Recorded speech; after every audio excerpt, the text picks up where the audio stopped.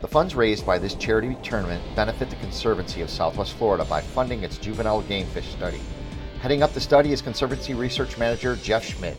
The mangrove coastline of Southwest Florida has been identified as the major nursery grounds or developmental habitat for juvenile game fish such as snook, tarpon, redfish, and ladyfish. And these are the fish that then grow up and enter into our multi-billion-dollar recreational fishery. We're basically documenting the occurrence of juvenile snook in these tributaries where there's no prior information.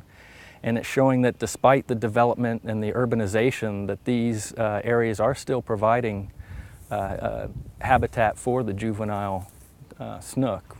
We're using a seine net. We take one end, we walk across the tributary to essentially block it off, and we haul the net back around in a semicircle and then pull the sides in till we get up to the bag, and all the fish are collected within that bag.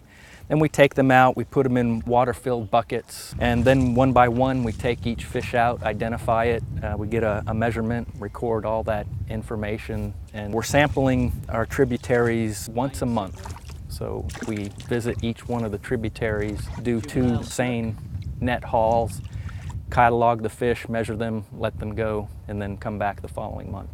Well, here's our haul we got for this particular sampling event. Looks like we got about 10 or so, and these are the juvenile snook that we're looking for. And we've got a pretty good range of size from the small up to a larger one on the left-hand side here. In this tank we have the Mayan cichlid, introduced from South America, and a spotted tilapia, and possibly another species of juvenile tilapia in this tank. There's a recognition now that what the Conservancy does really benefits the angler, and prior to that, people looked at the Conservancy and from the angling community and boating community and didn't really understand the relationship between the Conservancy and the angling and fishing participant. And I think now that's been one of the great success stories of this tournament now. Absolutely. With a beautiful sunrise greeting anglers on the second day of the tournament, we joined Captain Mike Merritt's team of Chris Dainzer and Tim Deers fishing out of Chokoloskee. Captain Merritt puts the guys on a stretch of mangroves to work during this low tide, and before long, Dainzer's rod has a bend in it.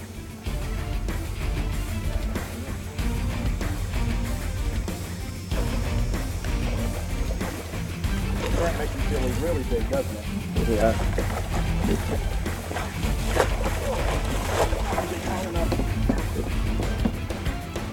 Good job, buddy. Thank you. It's a good one. We'll take that. Get you another shrimp on and get in the same spot, man. Right. No time to waste. The bite is on. Another fish on for Dainzer. This time it's a snook trying to stay out of the net. Captain Merritt does get him landed, and on the stick he measures it 22 inches. The morning begins with hopeful anticipation and a backup boat for Roland Martin's team after breaking down yesterday. So now they can get to the fish. Roland. Come in here. Come in here. Big old snook.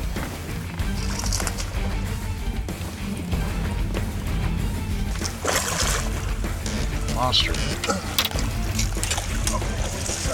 First snook of the day is a very nice 26-incher. The point they're working seems to be very active with feeding fish, so they reposition the boat to get right back at it. Soon, Rodney hooks up with something pulling very hard. That's a nice fish, whatever it is.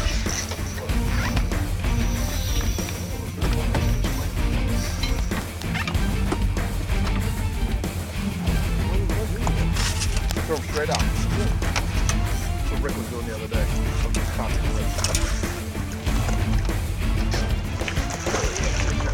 Yes, look at that big son of a gun. Son, All right. there you go, we got a good one.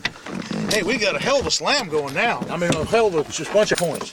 That's some good points. With those 2 nice snook, the day seems to be going much better for these guys. Fishing out of Naples, the unguided team of Stephen Sprigg and Kelly Samard start the day working the docks of Naples Bay. And Kelly is the first to hook up.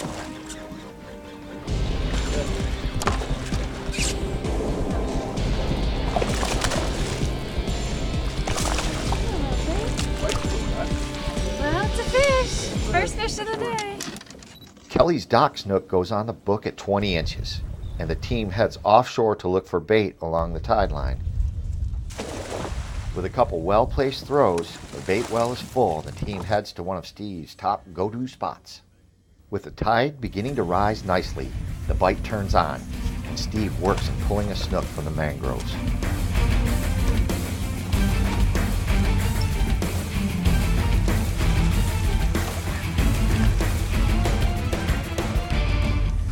Okay. Pinch his tail on top. After pinching the tail, they add a 22-inch snook to the count, and it's right back to fishing.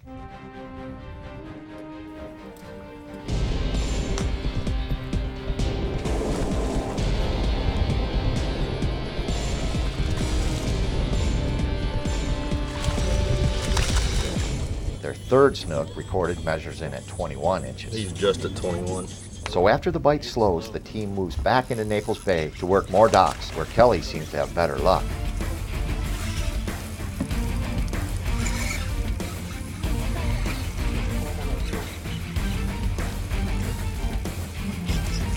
Nice fish.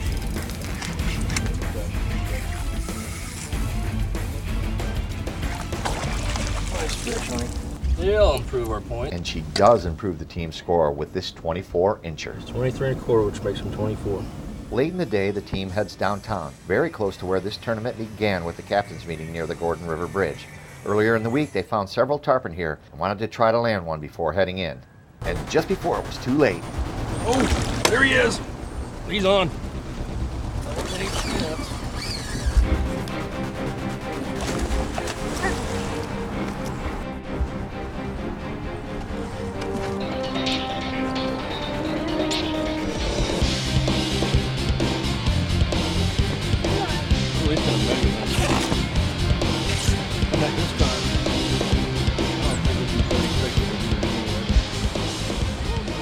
they measure the tarpon to find it doesn't quite meet the 36-inch minimum. So it's a quick release, and they'll have just enough time to head back to the check-in station. Checking back in with Captain Merritt's team, we find Tim Deers with a good bend in his rod. It turns out to be their biggest snook of the day, sitting at 25 inches on the stick. I'm probably bigger than this.